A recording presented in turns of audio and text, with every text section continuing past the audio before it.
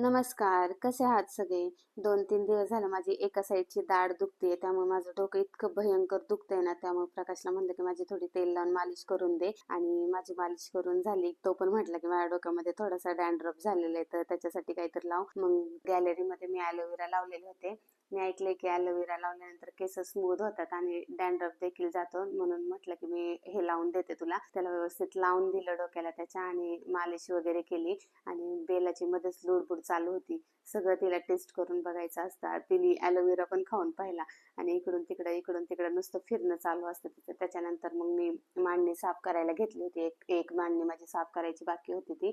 आणि सगळे डब्बे वगैरे घासून घेतले. स्टीलचे डब्बे, जे प्लास्टिकचे डब्बे होते ते सगळे डबे घासून घेतले. अजून मांडणी मला क्लीन करायची आहे. तशीच ठेवलेले पसारा खाली काढून पडला होता सगळा. आणि बेला त्या धुळीमध्ये खेळत होती म्हणून खूप घाण झाली होती आणि खूप दिवसापासून तिला अंघोळ घातली नव्हती. मग तिला आज अंघोळ घातली मस्त आणि तिला अंघोळ घातली की बरोबर ती चालत चालत येते आणि गॅलरीमध्ये उन्हामध्ये येऊन बसते. मग थोडंसं तिला पुसून वगैरे घेतलं. तिच्याशी बोलले. मस्त तिथं झोपी गेली होती. तिला म्हणत होते डोळे उघडून बस, मस्त बघ बाहेर किती छान ऊन पडले ते.